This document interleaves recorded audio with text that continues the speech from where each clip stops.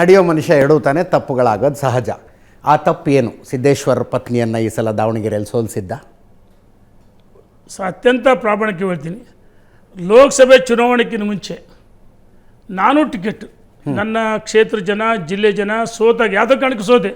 ಸಿದ್ದರಾಮಯ್ಯನವರು ಒಳ ಮೀಸಲಾತಿನ ಬೇರೆ ಬೇರೆ ಕಾರಣಕ್ಕೆ ಸಾಕಷ್ಟು ಕೆಲವು ಗೊಂದಲಗಳಿಂದ ಸೋತ್ರಿ. ನಾನು ಸಿದ್ದೇಶ್ವರ ಪತ್ನಿಯನ್ನ ತಾವು ತಮ್ಮ ತಂಡದವರು ಸೇರ್ಕೊಂಡು ಸೋಲಿಸಿದ್ದು ಸತ್ಯನಾ ಸುಳ್ಳ? ತಂಡ ಅಲ್ಲ, ಭಾರತೀಯ ಜನತಾ ಪಾರ್ಟಿ ನಾವು ಸೋಲಿಸಿಲ್ಲ. ಯಡಿಯೂರಪ್ಪನವರು, ವಿಜಯೇಂದ್ರ ಅವರು ಪ್ರಾಮಾಣಿಕ ಕೆಲಸ ಮಾಡಬೇಕು. ನಮಗೆ ಆದೇಶ ಕಟ್ಟುನಿಟ್ಟಾಗಿ ಆದೇಶ ಮಾಡಿದರೆ, ವಿನಂತಿಯನ್ನು ಮಾಡಿದರೆ ಒಂದು ಹಂತದವರೆಗೂ ನಾವು ಟಿಕೆಟ್ ನಮಗೆ ಕೊಡಬೇಕಂತ ಪ್ರಯತ್ನ ಮಾಡಿದ್ವಿ. ಅಲ್ಲಿ 4-5 ಜನ ಆಸ್ಪಿರೆಂಟ್ ಇದ್ವಿ. ನಾವೆಲ್ಲ ರವೀಂದ್ರನಾಥ್, ಶಿವಸ್ವಾಮಿ, ಬಸವರಾಜ ನಾಯಕರು, ಮಾಡಾಳಿ ವಿರೂಪಾಕ್ಷಪ್ಪ, ಎಲ್ಲರ ಮುಖಂಡರುಗಳು. ಉತ್ತರ ಲೋಕಿಕೆರೆ ಅಜಯ್ ಸ್ಪರ್ಧೆ ಮಾಡಿದರು, ದಕ್ಷಿಣ ಮೇಯರ್ ಅಜಯ್ ಕುಮಾರ್ ಸ್ಪರ್ಧೆ ಮಾಡಿದರು, ಚನ್ನಗಿರಿ ಮಾಡಾಳಿ ವಿರೂಪಾಕ್ಷ ಪುತ್ರ ಮಾಡಾಳಿ ಮಲ್ಲಿಕಾರ್ಜುನ ಮಾಡಿದರು. ನಾವೆಲ್ಲ ಒಂದು ತಂಡ ಅನ್ನೋದಕ್ಕೇನು ಪಕ್ಷದಿಂದ ಈ ಬಾರಿ ನಮಗೆ ಅವಕಾಶ ಕೊಡ್ರಿ ಕೇಳಿದ್ರಿ, ಜಿಲ್ಲೆ ಜನ ಬಂದು ಹೇಳಿದ್ರು. ಆಯ್ತು, ಆ ಸಂದರ್ಭ ಅವಕಾಶವನ್ನು ಕೇಳಿದ್ವಿ.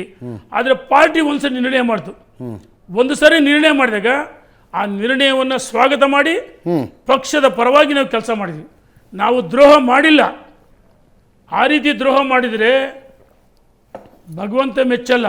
ನಾವು ಯಾರ ಜೊತೆಗೆ ನೋ ಕಾಂಪ್ರಮೈಸ್, ಯಾವ ಒಳ ಒಪ್ಪಂದಿಲ್ಲ, ಪ್ರಾಮಾಣಿಕವಾಗಿ ಆಗಲಿ ಕೆಲಸ ಮಾಡಿದ್ವಿ.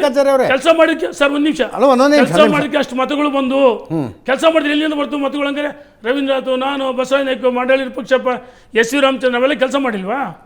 ವಿಜೇಂದ್ರ ರಾಜ ಅಧ್ಯಕ್ಷರಾಗಿ ಸಂಘಟನೆ ಒಳ್ಳೆ ಕೆಲಸ ಮಾಡ್ಬೇಕಂತೇಳಿ ನಾವು ಆತ್ಮಸಾಕ್ಷಿಯಾಗಿ, ನಾವು ಭಗವಂತ ಮೆಚ್ಚರಿತಿಲ್ಲ, ನಮ್ಮ ಆತ್ಮಸಾಕ್ಷಿಯಾಗಿ ಕೆಲಸ ಮಾಡಿದ್ದೇವೇನ ಸರ್. ನಮ್ಮಲ್ಲಿ ಎಷ್ಟೇ ಸಿಟ್ಟು, ನೋವುಗಳು, ಅಪಮಾನ, ಅವಮಾನ ಅದು ಸಹಿಸ್ಕೊಂಡು ದೇಶದ ಏನು ಅಪಮಾನ ಅವಮಾನ ಎಲ್ಲವನ್ನೂ ಬಹಿರಂಗ ಹೇಳಕ್ಕೆ ಸಾಧ್ಯನೇ ಇಲ್ಲ.